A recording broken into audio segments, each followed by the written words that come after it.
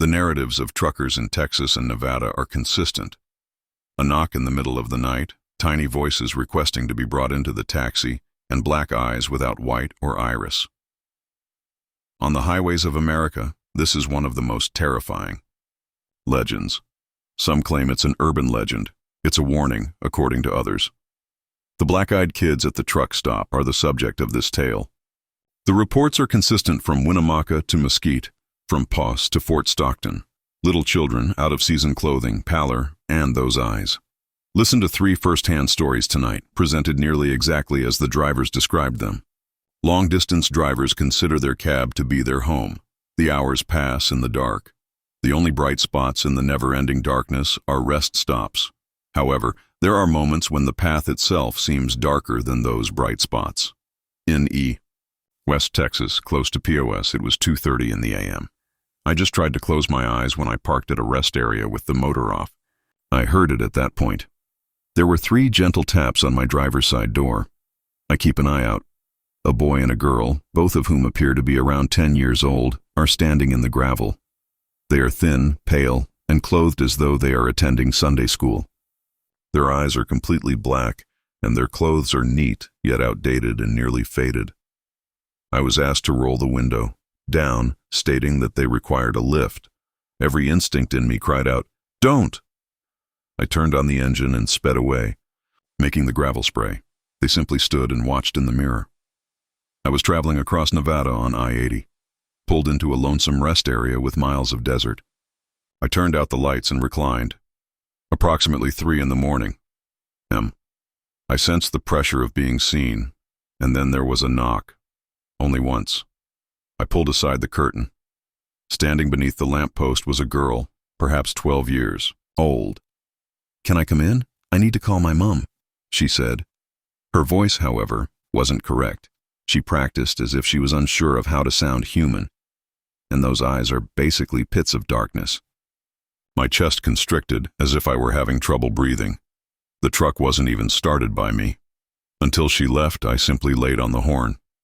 However, I believe I saw her grinning at the highway on-ramp when I pulled off. I pulled into Fort Stockton, to the south. Just a few tables and garbage cans off the highway, one of those picnic spots. It was midnight, and the only sound was my own breathing. When I heard that, I simply relaxed. A child's voice, so soft it sounded as if it were talking through the sleeper vent. "Can you let us in, sir?" My fingers tapping softly and quickly against the glass made me jump up, grab my torch, and shine it out the window. At first I believed I was dreaming. They were 4 children standing shoulder to shoulder on the gravel, with pale skin, vintage clothing, and those bottomless black eyes. There was not a single blink. None of them shifted. With gravel flying, I pushed the truck into gear and drove off. However, all of the lights on my dash flickered and died as soon as I hit the freeway. Speedometer, radio, everything.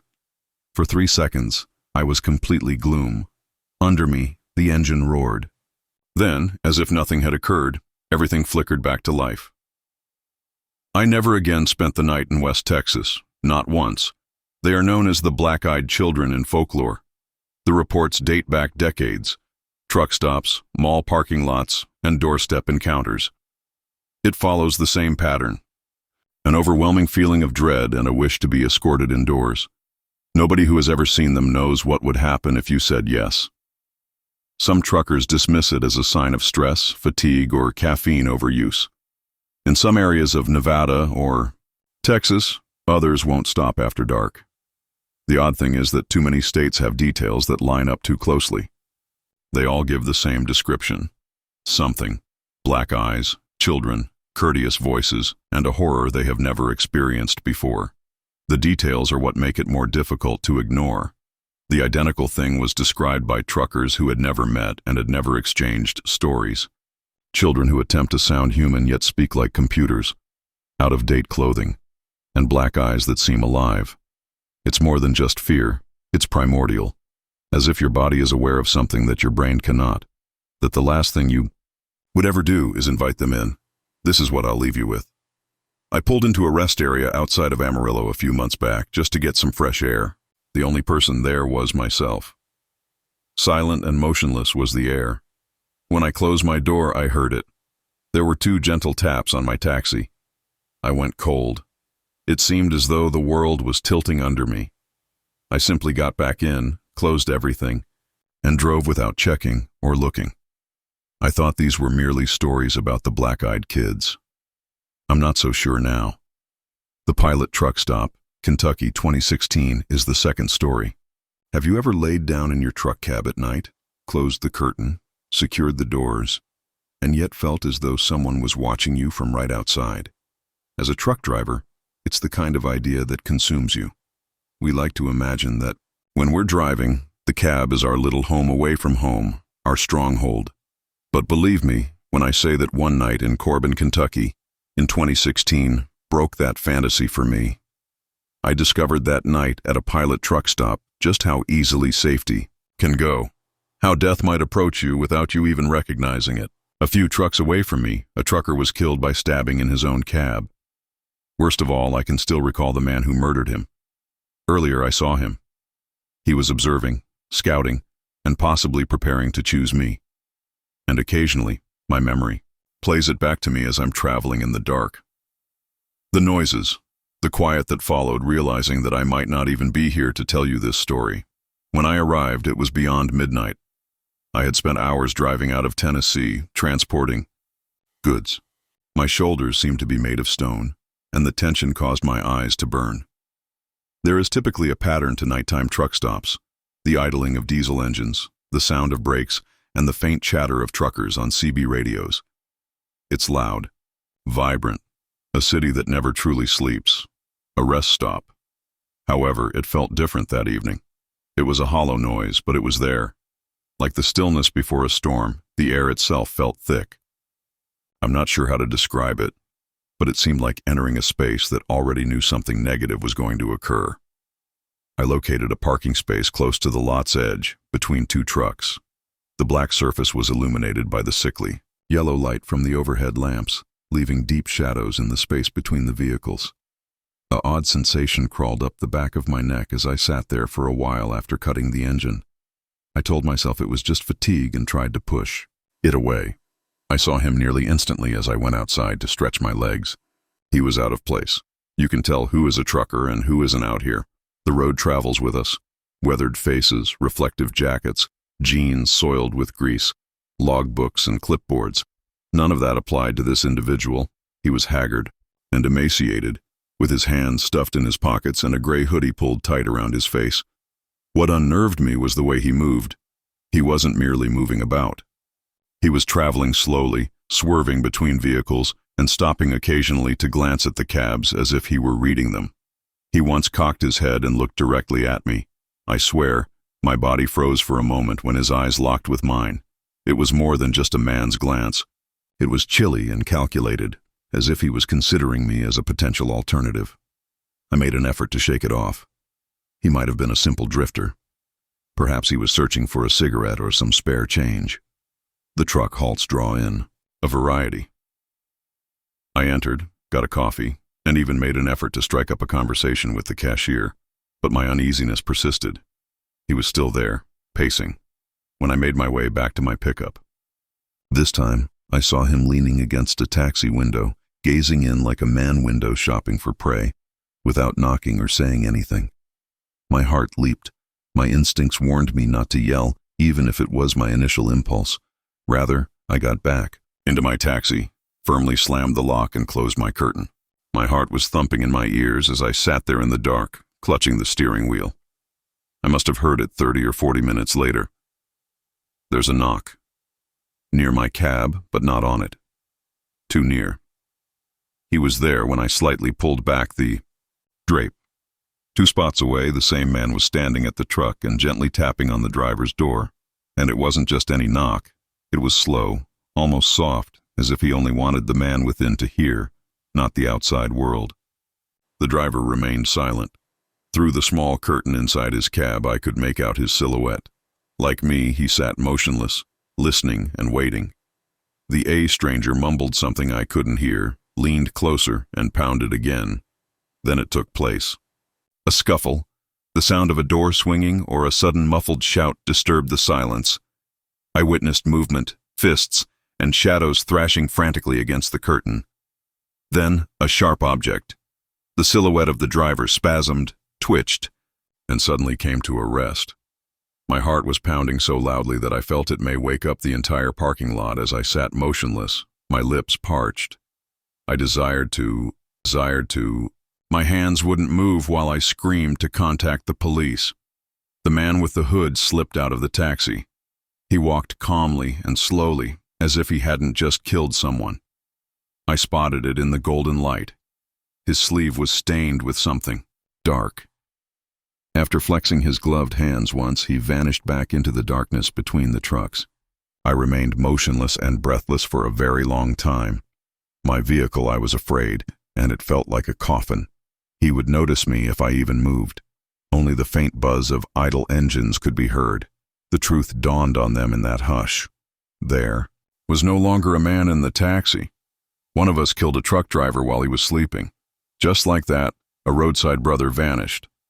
Additionally, I was sitting there observing, too terrified to take any action.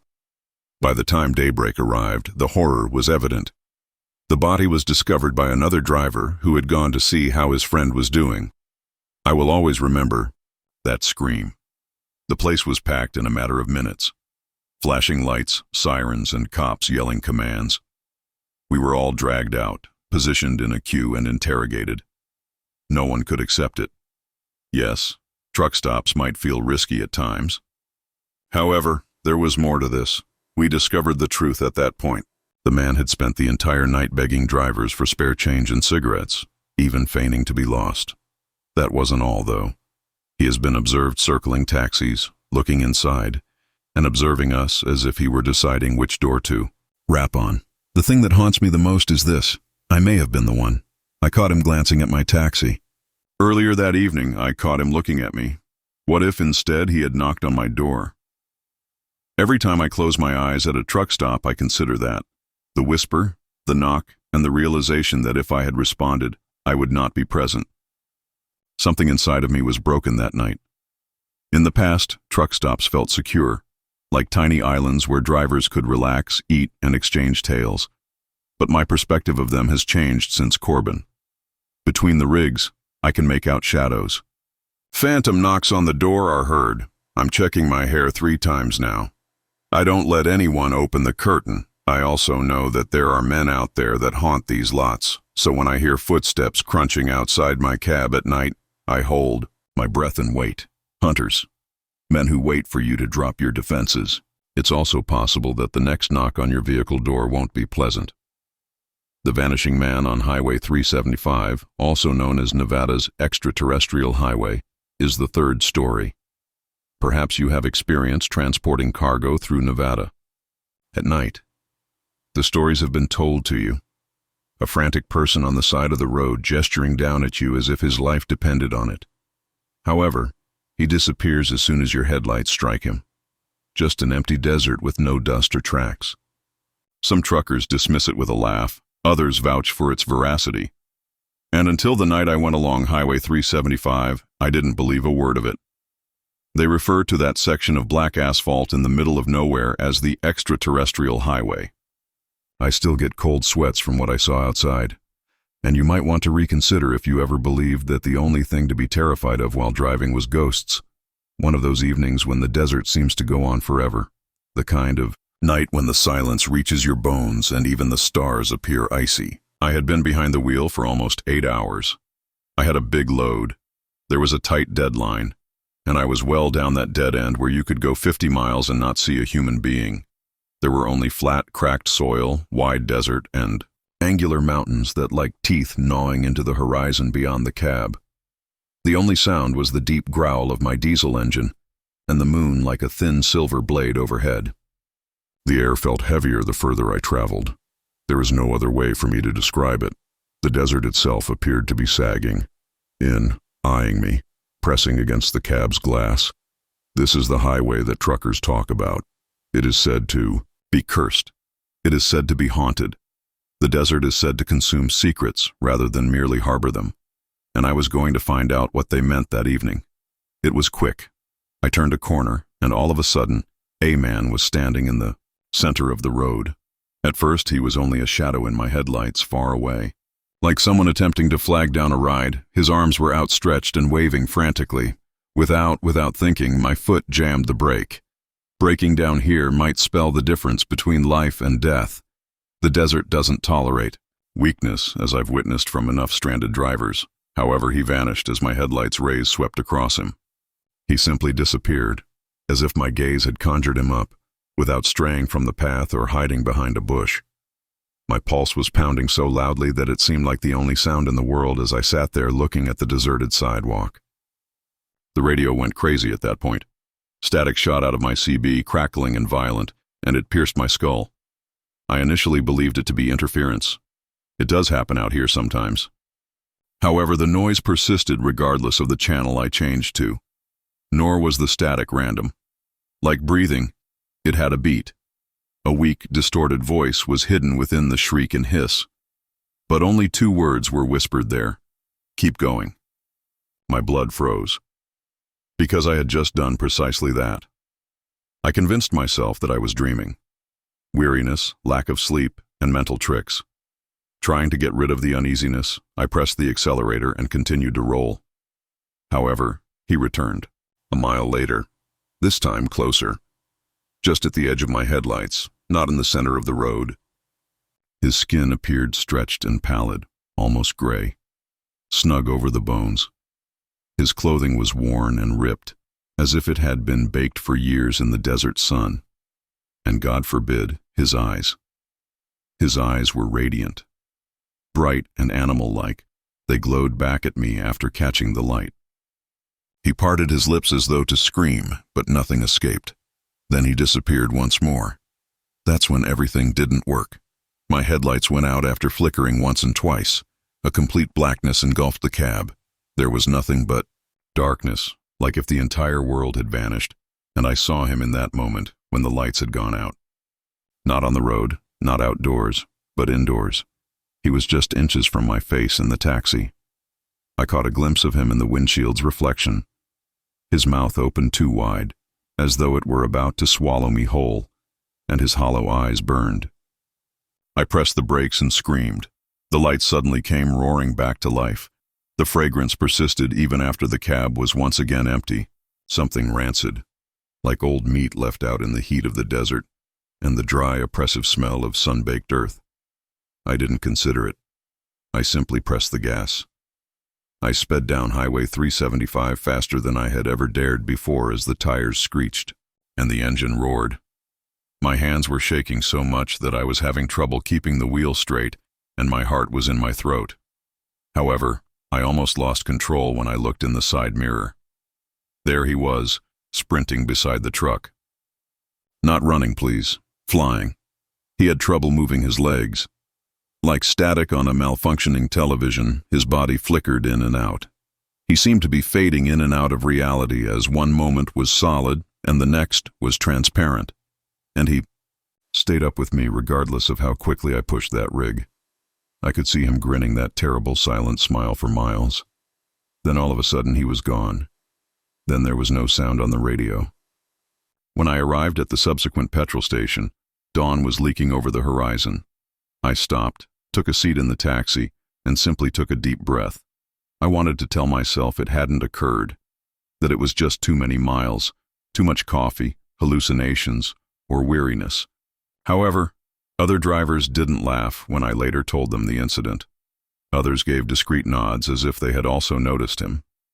They also said the same thing to me. The disappearing man is more than a specter. He is not merely a figment of the imagination. He is not human. He is something else. Additionally, do not stop if you ever spot him on the interplanetary highway, because he doesn't always disappear once you let him close. He occasionally brings you along. Story 4. The Smoky Mountains Ghost Rider. Have you ever been traveling late at night, half sleepy, with the road going on forever, and then you look behind you, only to notice headlights blazing up behind you in the view mirror? On its own, the idea is frightening enough, but what if you looked closer and saw that the headlights belonged to a lorry speeding down the highway with no driver, I experienced just that one misty night in the Smoky Mountains. And that wasn't merely a trick of the light, I promise you. It wasn't fatigue. It was true what I witnessed on that mountain road. And ever then, whenever I've driven those routes, it has haunted me. I had a long-distance delivery to make, the sort of run that goes on far beyond midnight. It was around 2 in the morning when I finally arrived in the Smoky Mountains. It was almost deserted on the road. No headlights in either direction, no other vehicles, no other vehicles. You can't help but feel engulfed by the mountains. The fog comes in like a living thing, and the trees are so tall and dense that they obscure out the stars. It was just me because an hour or so ago my radio lost its signal. My tires constant buzz and the engine's sporadic moans. It was quiet at first. Sure, lonely, but serene. Then I saw headlights far away in the distance, a faint glow in my mirrors. Not a huge deal, I reasoned. Most likely simply another late-night truck driver. It didn't feel right, though, the way those lights grew and how quickly they closed the distance. The glare behind me became blinding in a matter of minutes. I could not see the road ahead of me due to the glare from the truck's close tailgating. I tried to tell him to back off by flicking my indicator and lightly tapping my brakes. Nothing. Rather, he charged nearer. My mirrors were loaded with high beams. All I could see was white light burning into my eyes. To see the lines on the road, I had to tilt my head out the window. My heart began to race. What on earth is wrong with this individual? I tried to remain composed as I grumbled to myself. I strained through the light and saw something that chilled me to the bone. In the driver's seat was no one. I strained my eyes against the light as I leaned forward. The fog cleared for a moment, giving me a clear view of the semi's cab. It was deserted. No one was seated inside, but the chairs were there, the wheel turning slightly as the truck followed me around the bend. The truck itself was jet black and enormous. You don't see many of these vintage rigs anymore. The chrome grille with a long nose was as shiny as if it had just been taken out of the showroom. However, the paint appeared cracked and faded as if it had been exposed to decades of traffic. However, not even the shape of a driver was present. Nothing. No movement, no shadow. I realized then that this was no ordinary careless truck driver. Panic struck. I pushed my truck harder than ever before and floored it, my own engine yelling. The road sliced through the mountains like a dark ribbon, twisting and dipping. Every turn made my tires shriek. However, the phantom truck remained fixed onto me, precisely aligned, without slowing, swerving, or skipping a beat, regardless of how hard I pushed. It seemed to be attached to me, as if it were not driving on the right path. It was pursuing me. I attempted to persuade myself that I was dreaming, that perhaps the driver was hidden by the glare or that he was slouched low. But I could always see it when the fog cleared. That wheel turning itself, that empty cab, then the noise. Throughout my life, I've heard a lot of engines. I am familiar with a diesel's roar and a worn-out motor's whining. I've never heard a machine like what I heard that night, though. It was a guttural growl, deeper and more angular, like fire consuming air or steel grinding on steel. It was more than a nighttime echo. The driving wheel shook in my hands as it crushed on me and rattled my ribs. It was more than just noisy. It had a living quality. And the smell, God, the smell, pouring from the vents into my cab like thick, choking smoke and burning oil. There was a railing separating me from a plunge into complete darkness when the road turned sharply ahead. I was unable to slow down. That object would slam right into me if I did. I prepared myself. Every square inch of my mirrors was filled with headlights. Nearer, nearer. I braced myself for the impact. "This is it," I muttered, but the impact never materialized. Rather, the lights burst into a blazing white, brighter than I could have imagined, and then nothing. Behind me, the road was quiet and deserted. The truck has vanished. I continued driving until I reached the next truck stop, which was miles away. I could hardly start the engine because my hands were shaking so much. Another trucker at the counter must have given me this knowing look when I staggered inside, making me look as pale as a ghost. He said, "You saw him, didn't you?" I didn't even inquire as to his meaning. My quiet was sufficient. His voice lowered as he leaned closer. The Smoky Mountains Ghost Rider. According to some, a trucker passed away here many years ago. Dozed off while operating a vehicle. According to reports, his rig burned for 3 days after it crashed over the cliffs. He has been out here ever since, pursuing anyone who has the misfortune of coming into contact with him. My hands were still shaking as I sat there looking into my coffee. I wanted to dismiss it with a joke. Call it fatigue. Let's call it a fog trick. However, I knew, in my heart, that I had seen that truck. It was after me, and I could hear its engine. I still keep my eyes on the rear-view mirror whenever I drive those mountain roads because I know that phantom truck is still out there in the Smoky Mountains, lurking there. And perhaps it won't disappear the next time. Perhaps it will take me along the next time. For more real-life horror stories, please subscribe to the channel and like and share this video if you enjoy these ones. Consider becoming a member of our channel if you want to help the channel even more. Exclusive benefits, first access to brand new horror tales, and member-only films that aren't available anywhere else are all yours. Exclusive tales that are too gloomy, unsettling, and horrifying for the general public. Additionally, you'll be assisting us in continuing the nightmares. Story 5. Route 93's Crawling Figure, Arizona. Have you ever been on a highway that seemed so deserted and empty that time seemed to have stopped? Where the road leads into a pitch-black abyss with no end in sight, and the only sound is your own engine? I was there. Arizona's Route 93. It feels more like a different planet than a section of the United States along this arid route. This site is talked about by truckers. Some people refer to it as cursed. It is said to be haunted. And such stories used to make me giggle. Believe that they were merely stories told over long hauls over campfires. Until that night, when I witnessed an inexplicable sight. Something creeping and something pale. Since then, it has been with me. It was a little after midnight. Earlier in the evening, I had departed Phoenix with a shipment of building materials bound for Las Vegas. It was a dark night in the desert. At one point, I recall sliding down my window to get some fresh air, but it was still extremely hot, like being in front of an oven. Breaking down on Route 93 is not something you want to do. For hours, all that is seen are rocky mountains in the distance, scrub bush, and desert.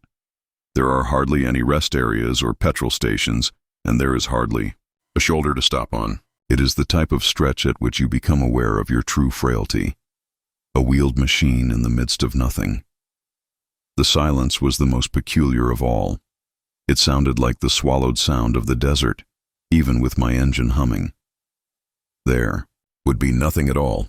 No insects, no animals, no wind. And that silence grew more intense as each mile slid by, as if the entire desert were holding its breath. I was in the most desolate area of the road, halfway between Wickiup and Kingman, when I saw something up ahead. I initially believed it to be only an animal. Roadkill, a stray dog, or even a coyote. You stop questioning your headlights because you see enough odd shapes in their beam. At first, though, it moved slowly, twisting and rising from the concrete. Its shape didn't like anything I was familiar with, and I felt sick to my stomach. At the very least, it was human. Was attempting to appear human. A pale, gaunt person crawling across the tarmac like a wounded animal on its hands and knees. In contrast to the black asphalt, its skin was so white that it nearly glowed. Its limbs were too lengthy, bending and jerking with each movement, like sticks.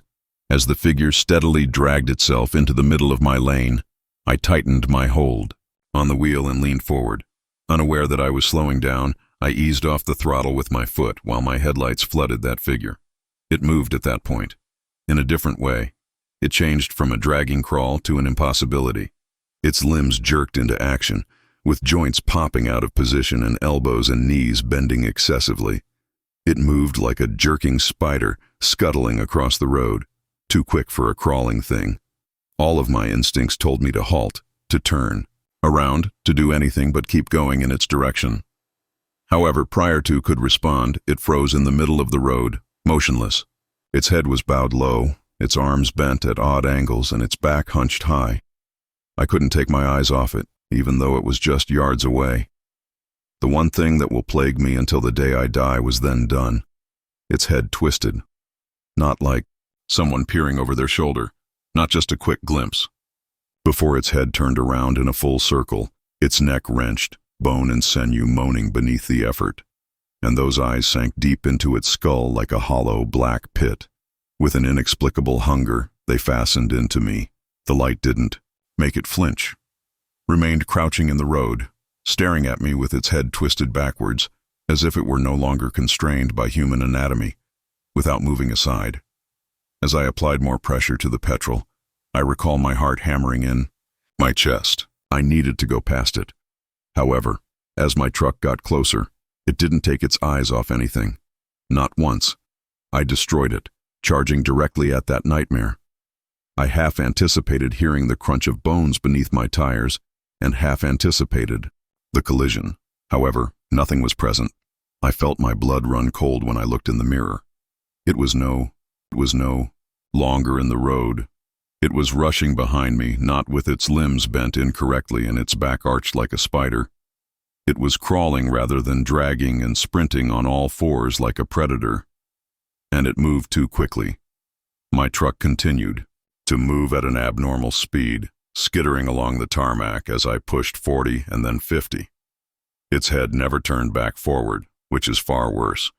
Even though its body was running in the opposite way, it continued to stare at me over its shoulder. With sweaty palms, I reached for my CB radio and called out to it, "Is anyone else out there?" I was trembling when I spoke. The cab was filled with static. At last a voice broke through. "I take it you see it too?" My stomach fell as I realized that this wasn't just my nightmare, and it was all the other drivers had to say. This actually happened. Additionally, it was previously seen. I applied more pressure to the pedal. 60, 70, 80. My truck's engine strained as it roared.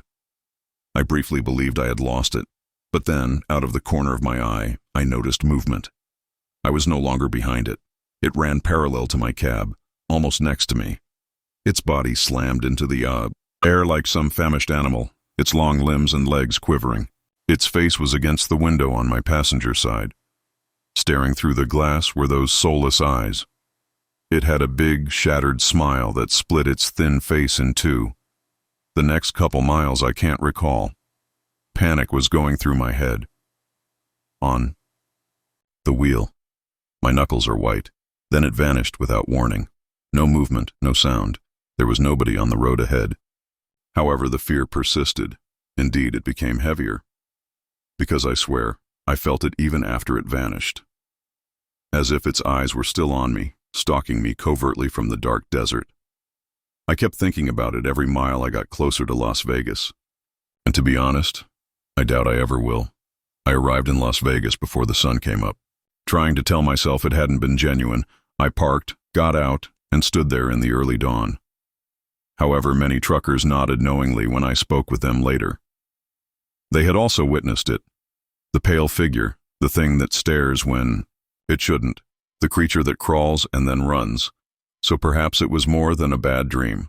Perhaps Route 93 is indeed doomed. Additionally, don't slow down if you ever find yourself driving it at night and notice something pale in your headlights. Keep going. And for heaven's sake, avoid looking it in the eyes because it might follow you if you do. The Truck Stop Basement, Ohio, 2008. Chains is the sixth story. I can still hear that roar at night, sliding cold steel across a concrete flooring. What is the scariest thing I have ever experienced in all my years on the road? People ask me occasionally. I have seen wrecks, driven through blizzards, and been stranded in the middle of nowhere. But none of it compares to what I stumbled upon that night at a truck stop in rural Ohio in the summer of 2008. Something that changed me forever. Something I wish I could forget. I can still hear those voices below my feet if I close my eyes long enough, and I doubt I would be here to tell this story if I had gone down that staircase even one more time. It had been a rough day on the road, hauling freight through the Midwest, chasing the clock as usual, my back hurting from sitting, my eyes red and dry, and every muscle in my body screaming for rest. I came upon a truck stop exit I didn't recognize, the kind of place that hardly appears on a map, A dilapidated building, WW. Most drivers are aware that there are truck stops you can trust, and others you should avoid unless you're in dire need, and I was in dire need that night. I knew something wasn't right as soon as I entered the building. The smell of burnt coffee, old grease and cigarette smoke seemed to be baked into the walls. The fluorescent lights flickered and hummed overhead, their glow sickly and pale. The booths were ripped, the counters sticky. A middle-aged woman sat behind the register flipping through. It felt like I had entered a room where I didn't belong, as if everyone knew something I didn't. I ordered a coffee, sat down, and tried to unwind, but something kept bugging me. 2 truckers were sitting in the far booth, hunched close together, whispering in low voices. When I looked their way, they stopped talking, and one of them gave me a cold, sharp look before turning back. When I was done, I was just trying to stretch my legs when I noticed a door halfway in shadow past the restrooms. It was heavy, old, and looked like it belonged in a factory rather than a truck stop. My boots scuffed the floor as I approached, and my chest tightened. The silence between whispers. The way the woman at the counter never met my eyes. I told myself to turn around, but my curiosity overcame me, and I leaned closer, pressing my ear to the cold wood. At first I thought it was just the pipes, but then I froze because the sound was too distinct, too human. Then I noticed the chain, lock on the outside. It didn't make sense. Why would you lock something from the outside unless you wanted to keep it from getting out? My breath caught in my throat as I heard the faint but real clinking and dragging of chains, followed by slow, heavy footsteps that moved just beneath me. My heart pounded so loudly that I thought they would hear it, and then there were voices, low and muffled, perhaps dozens of them, but the tone was clear, begging, pleading. My skin crawled as I staggered backwards, thinking that whatever was behind that door shouldn't be there. Then the unthinkable occurred. The chain rattled, the door pushed forward just enough to reveal that it wasn't locked from the inside, and my body responded before my brain did. The sound of my boots scraping the hallway floor echoed as I staggered, backwards, almost tripping. The voices abruptly stopped, and the silence that followed was worse than anything I had just heard, as if everyone was holding their breath, waiting for me to do something. I turned and ran instead. My chest was heaving, my palms were slick with sweat, but I told myself it was nothing, just a tired mind playing tricks after too many hours on the road. But deep down, I knew better. That sound, those voices, the way the door moved. I didn't stop running until I was back in my rig, locked it, and just sat there staring through the windscreen at that diner glowing faintly in the dark. By the time the following night arrived, I had convinced myself that I had to return. Perhaps I had imagined it.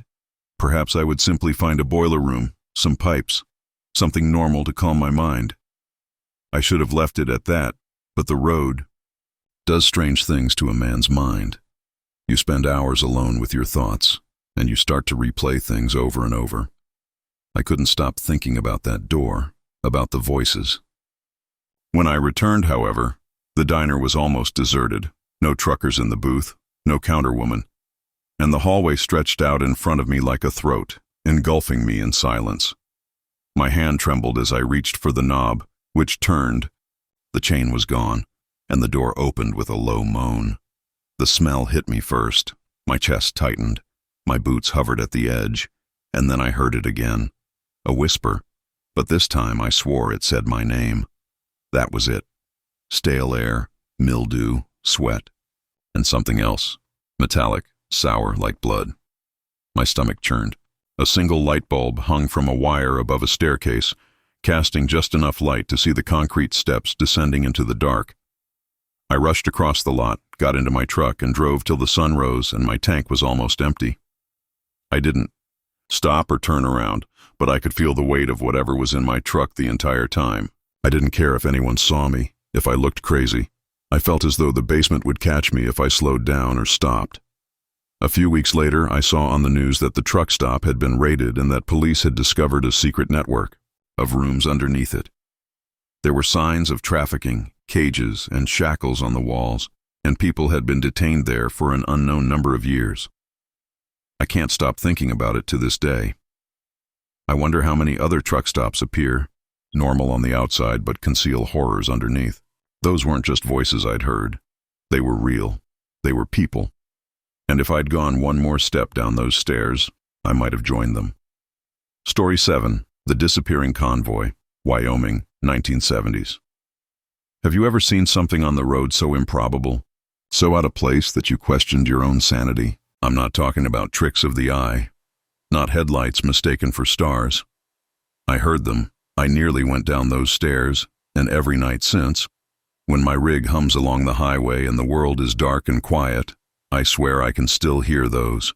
Chains rattling, waiting, echoing from a basement I should never found. When I close my eyes, I can still see the ghost convoy, a fleet of old military trucks rolling across the black top in the dead of night before vanishing into thin air. I'm talking about something that you can't explain, no matter how many times you replay it in your mind.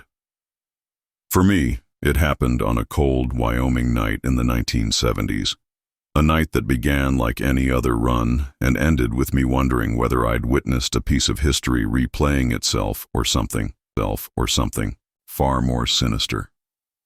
It was around 75 or 76. I had been hauling freight for years by then, running long stretches across the West. That night, I had a full trailer and a thermos of coffee, heading west from Cheyenne towards Rock Springs. If you haven't driven that part of Wyoming, let me paint you a picture. I can still hear the rumble, see those yellowed headlights stretching into the horizon, and worst of all, feel that icy chill that crept into my cab the moment they passed me. There are no towns or billboards, just a cold desert wind and the sound of your own engine to keep you company. The moon was thin, barely a sliver, and the sky was clear enough to see every star. The CB radio was dead quiet, static, humming softly. It's a lonely country, the kind that gets inside your bones. You can travel miles without seeing a soul, just mile markers and a ribbon of asphalt cutting through empty plains. Headlights lined up across the horizon, and I thought, the world feels too still, like the entire state has gone to sleep and left me behind. At first I thought it was a convoy of cattle haulers, possibly some rigs hauling out of Texas, but something about it didn't sit right. The lights weren't bright like halogens or sealed beams, but rather dim, faint. My stomach knotted as I closed the gap because these weren't even close to modern rigs. They looked ancient, like heavy boxy shapes from another era, with olive, drab paint, canvas tops stretched over wooden frames, and white surfaces. They looked like old bulbs you'd find in a warehouse, the kind that flicker before they burn out. What in God's name were a dozen World War II trucks doing out on a Wyoming highway in the middle of the night in the mid-70s? Their engines also had a different sound, not the familiar diesel growl of a Peterbilt or Kenworth. Stars stank on the doors. It dawned on me that these were military trucks, the kind I'd only seen in old World War II photos. I let off the accelerator, pulled to the right lane, and let them come up alongside me. The strangest thing was that they moved too perfectly, like a rolling thunder that shook the pavement itself.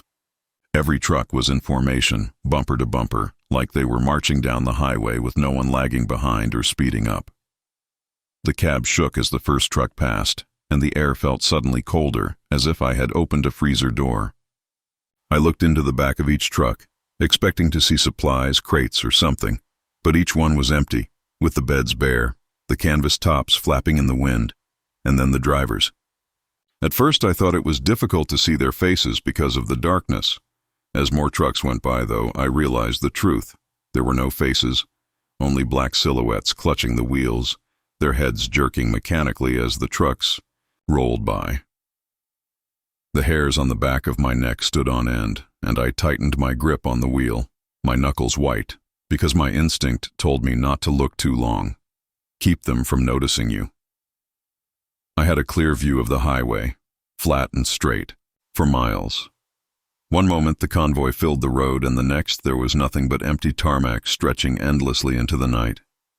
They stretched out ahead of me, a snake of dim yellow lights vanishing into the darkness. Then, suddenly, they were gone. There were no turnoffs, exits, or dirt roads leading away. My heart was racing when I slammed my brakes. The only sound was My own rig idling against the silence. There was not even dust or a tail light.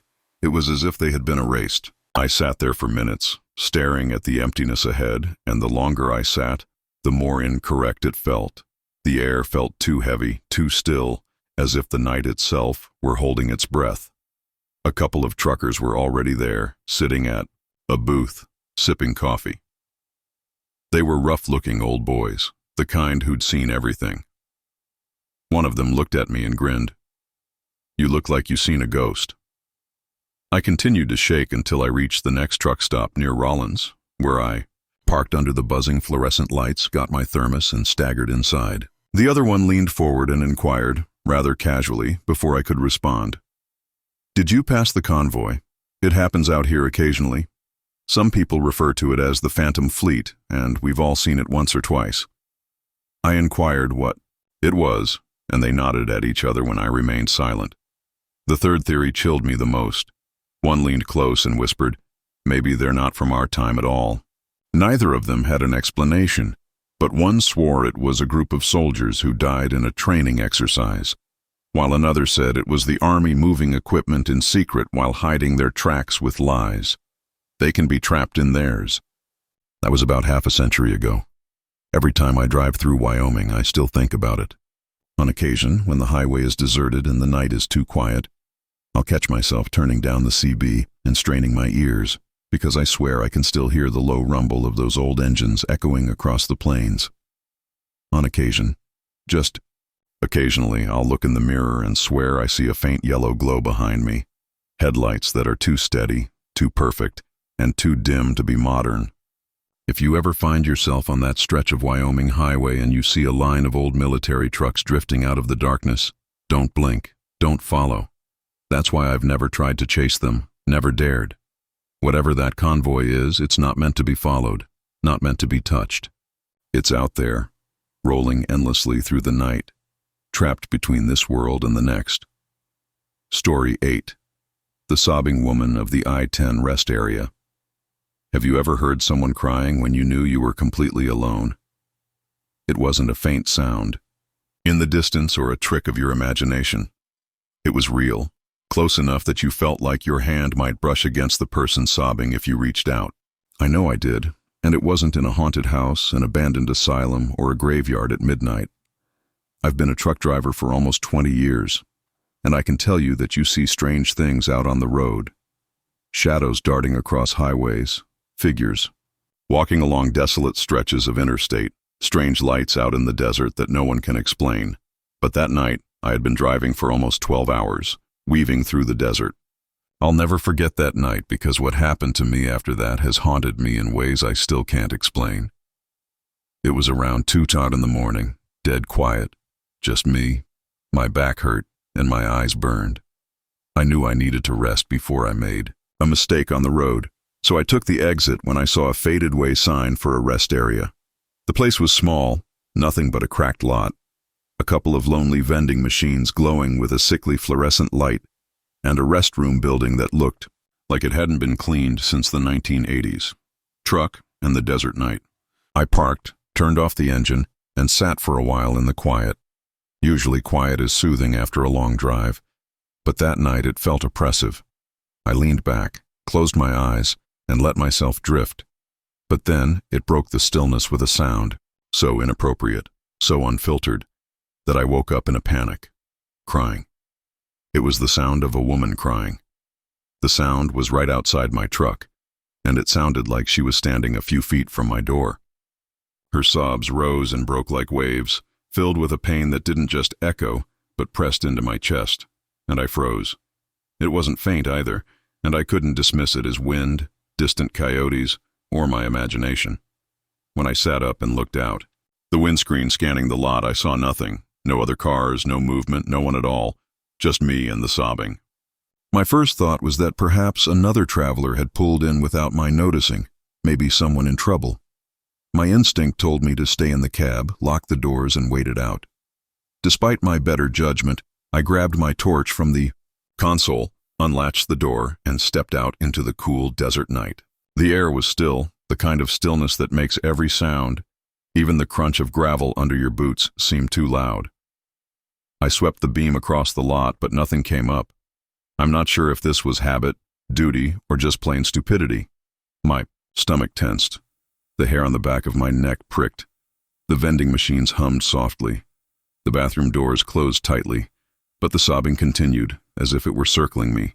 1 second behind me, the next to my left, then in front again. I had been in perilous situations before. However, this was different. I could see that there was no danger, but there was something more, something I couldn't explain. I convinced myself that it must have come from the toilet, that perhaps someone was hurt or imprisoned in there, and I moved towards the building, each step feeling heavier than the one before. With each step I took, the sobbing became louder. I opened the heavy metal door, which screeched on its hinges, and the first thing I smelt was bleach, wet concrete, and something else, something sour and stale. My torch pierced the darkness, to reveal rust-stained sinks, graffiti-scrolled walls, and cracked tile. My skin crawled as I followed the sound past the stalls, heart pounding, expecting to find someone crouching in a corner. However, when I got to the last stall, I swung the door open and saw that the bathroom was empty, with only the echo of sobbing bouncing from wall to wall without any source. I said to myself in the bathroom, echo, wind, pipes, just an echo. Anything to explain it. I quickly crossed the lot again, got into my taxi, and shut the doors. I sat there clutching the wheel, listening to the buzz of silence.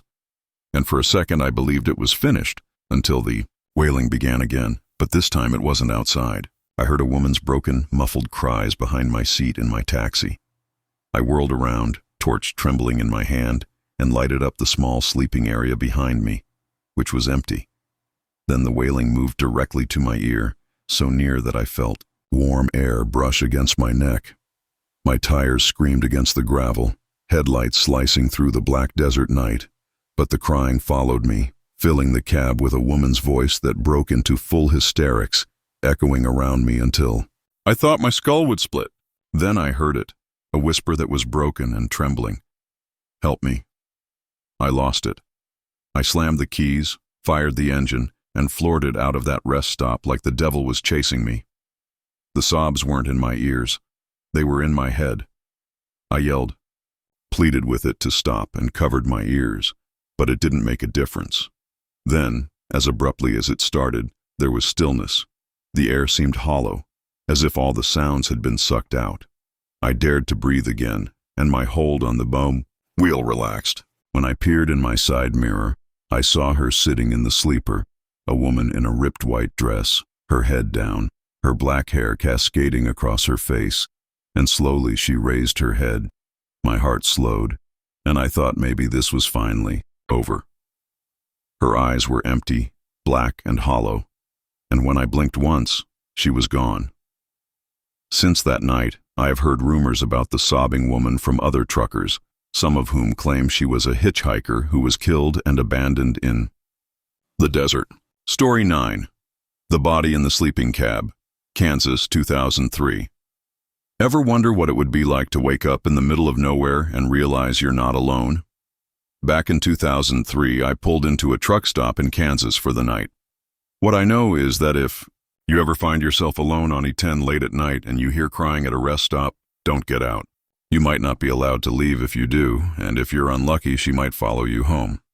The truck stop was mostly deserted, save for a few rigs scattered in the darkness, and it was late, maybe close to midnight, when I pulled off the interstate. It was just another ordinary haul, but before the sun rose, I would stumble into one of the most horrific scenes of my life, and I still don't know if what I saw that night was real or something much, much worse. Nothing out of the ordinary, so I parked next to one with its curtains drawn.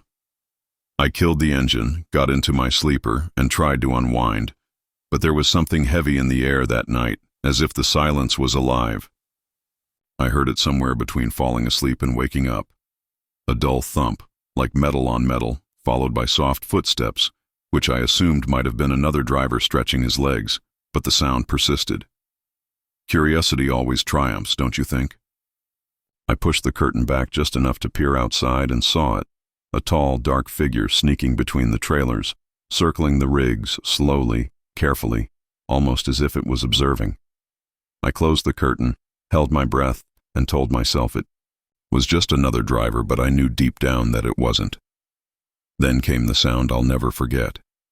A muffled cry cut short, coming from the rig next to mine. It wasn't moving like a normal person. It glided too fast, too smooth, and the hair on the back of my neck stood straight up. I wanted to think I was just tired, that I had imagined it, but something inside me told me I had to look. So I climbed out of my cab, every nerve in my body tingling. I sat there silently, staring at the wall of my sleeper, waiting for something, anything, and then nothing, just the groan of the wind across the plains. I walked up to the truck next to mine, my boots echoing on the pavement, and the sleeper curtains were half open. I didn't want to look inside, but something drew me in, and when I did, I wished I hadn't. The driver was slumped back, eyes wide, open and blood pooling on the mattress underneath him. The lot felt wrong, too quiet, too still. I swear it wasn't simply a man, since his throat was slashed clean, and he appeared to have been frozen mid-scream. My stomach fell, and I staggered back, almost falling, when I noticed movement once again, just beyond the rigs. It was too tall, and too thin, and its head tilted as if it were studying me. I wanted to scream, but my voice got stuck in my throat, so I just backed up and ran for my truck. I must have called 911 in a panic, because the next thing I knew, the lot was filled with red and blue lights, and police officers rushed to the scene saying that the poor guy had simply been in the wrong place at the wrong time and that it was a robbery gone wrong. However, none of them would I drove away before dawn, hands gripping the wheel so tightly that they hurt. But the entire time I felt the weight of invisible eyes watching me from the mirrors, as if that shadow had hitched a ride and was following me down the empty Kansas. They didn't notice the shadow, and when I tried to explain it, they just gave me that look. Highway. That being said, if you're ever out on the road, parked in the middle of nowhere, and you hear footsteps outside your rig, don't look. Don't open the curtain. I can still see those dead eyes staring back at me, and I can still hear those muffled cries. Sometimes when I pull into a lonely truck stop in the dead of night, I wonder if it's still out there waiting. You will never sleep again after you see what's truly out there. Story 10. The Rest Stop, California, 1980s. Have you ever pulled into a lonesome highway rest stop late at night, expecting it to be just another quick stop to stretch your legs, splash cold water on your face, or simply close your eyes for a few minutes before the road pulled you under? Now picture this. You park your rig, the lights are buzzing faintly overhead, and you believe you are alone until you notice something. It happened to me back in the summer of 1986 along Interstate 5 in California. At the time, I didn't believe the truck stop rumors, the whispers about a so-called rest stop killer, but that night changed everything. A shadow where it shouldn't be, footsteps echoing when no one's there, and then a knock at your window. That's not a story I heard from anybody else. I was hauling freight down I-5, the long, lonely stretch where the radio attic becomes your only companion. Around midnight, exhaustion hit me like a brick. My eyes burned, my head nodded, and I knew I had to stop after seeing the rest area sign glowing green in the dark. I wish I had just kept driving. The rest stop was empty, with only my rig and the dim, buzzing lights. When I grabbed my torch and made my way to the loo, the door creaked as I pushed it open, echoing down the tiled hallway. Inside, the fluorescent lights hummed weakly, and a couple of them were out, leaving long shadows stretching across the floor. It should have felt safe, but the silence pressed down on me. It felt wrong, like the place had been abandoned for years. Yet it had just been used. "He waits when you sleep," is written in red marker on the mirror. I chuckled uneasily, attempting to dismiss it as a practical joke, but as I turned to go, I froze. I heard slow, deliberate footsteps behind me, and even though the bathroom was empty, the air felt heavy, as if someone was breathing down my neck. I practically ran back to my truck, locking the doors behind me. The police never caught the tall, still man who was watching me from across the lot near the tree line. I sat in the cab, my heart pounding, telling myself it was all in my head. But then I remembered the rumors that other truckers had told about bodies discovered at rest stops along I-5, stabbed, strangled, left in restrooms, or thrown behind dumpsters. I tried to convince myself it was paranoia, but then I heard it, a gentle knock on the driver's side window. Tap, tap, tap. I turned slowly, and there he was, his face inches from the glass. Some claimed he was a drifter, while others swore he was a trucker himself, blending in, waiting for his next victim. My heart was pounding, my hands were sweaty, and I swear I saw him standing in the center of the lot, watching me vanish into the night, but I never reported it. I didn't think. So I just floored the truck and slammed it into gear, leaving gravel spraying behind me as I roared back onto the interstate. And sometimes when I close my eyes, I still hear it, that faint tapping on the glass waiting for me to stop again. So if you're ever driving I-5 late at night and you're too exhausted to continue, don't stop at the rest areas. What would I say if a ghostly killer knocked on my window? That I saw something the police couldn't catch for years? Until next time, stay safe, stay afraid, remain sinister.